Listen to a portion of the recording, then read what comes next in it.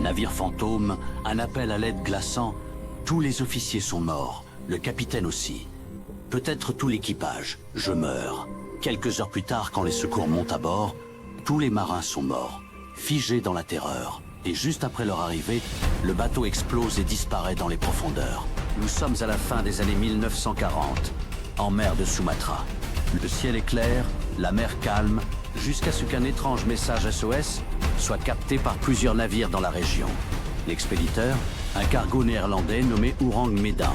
Le message, fragmenté par les interférences, glace le sang. Tous les officiers sont morts, le capitaine aussi. Peut-être tout l'équipage meurt. Un silence, puis plus rien.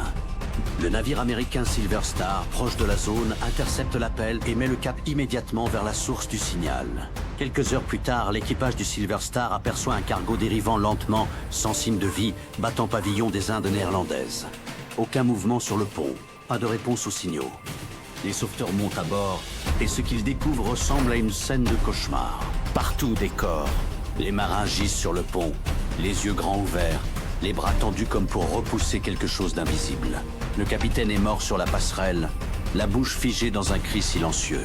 Même le chien du navire a été retrouvé, les crocs découverts, morts de peur. Aucune trace de lutte, aucune blessure, pas une goutte de sang.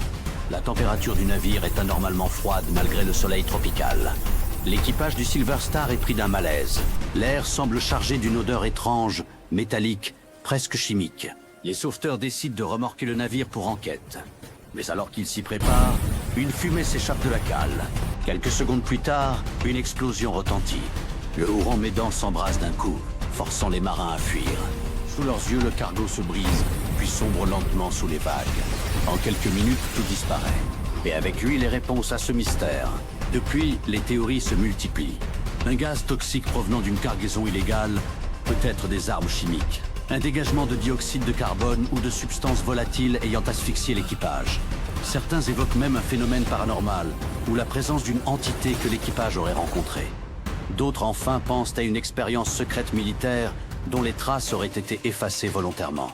Mais aucun document officiel n'atteste l'existence du Ourang Medan dans les registres maritimes.